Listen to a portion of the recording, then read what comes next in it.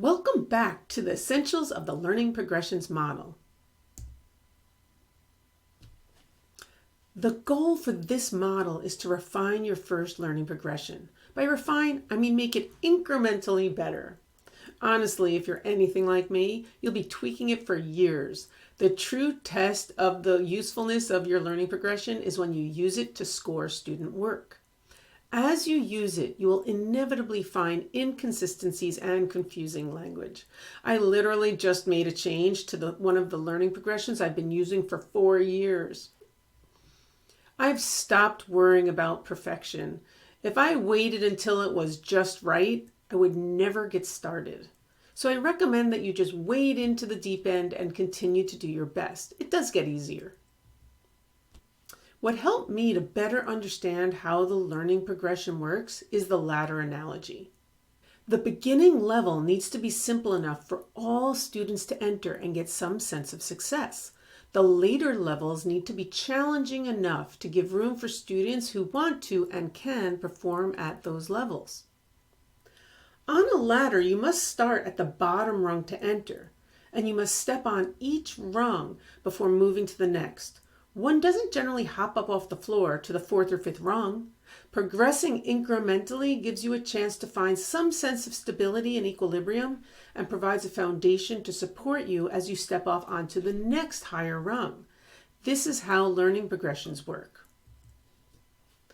Before you can achieve proficient, you have to complete the demands of beginning and developing. The descriptors that you include in beginning and developing should provide the fundamentals that continue to get fleshed out in subsequent levels. And depending on the class, moving to advanced may not even be used. But that's a thought to tuck away for a later discussion. Just as a ladder should not be used without someone holding it steady, the teacher becomes the encouraging stabilizer for the student. She says, yes, you can take that next step, or I've got you, it's safe, I won't let go. The one major difference between a real ladder and ours is that our rungs are unequally spaced. It's pretty easy to move from beginning to developing, but a bit more complex to achieve proficient, and even more so to go from proficient to advanced. That's because of how many more moving parts there are in those higher levels. Many more things to remember to do and remember to do correctly, and that's okay. Whenever I make a new learning progression, there are common issues and pitfalls that I struggle with. When you examine the rough draft of your learning progression shortly, you can look for these things too in order to fix them.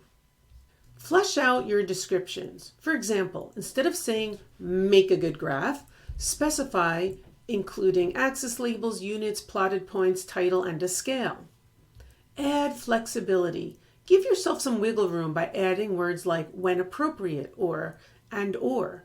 If you're too rigid, you limit the assignments for which this will be useful. It gives you the leeway to specify requirements on the actual assignment without needing to repeat them on the rubric itself. Omit repetition on the rubric. Since students must achieve all previous levels before adding refinements on the next one, you only add what's new or changed. For example, if in the developing level, students had to communicate the methods and materials used during the investigation, it's assumed that they have to do that for proficient, advanced, and expert levels as well. So in the proficient level, I can just say the methods and materials are descriptive enough for someone else to duplicate the data collection. This also makes the student and you use the rubric as intended, like a ladder. There is much temptation to use soft language, which may be unmeasurable, ill-defined, or subjective. For example, a few years ago, we had a standard that said, I can provide feedback in a positive and supportive manner. Later, we began to realize, how does a student know what supportive is? And does positive mean that I can never say anything critical? We ended up scrapping that in favor of something much more measurable. I can provide feedback that can be used to make specific changes. It is also easy to fall into so much specificity that you can only use the learning progression for a particular assignment.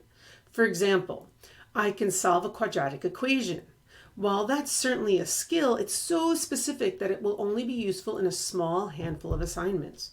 Instead, look at something broader that you'll be able to use over and over again, such as I can solve a function for its roots.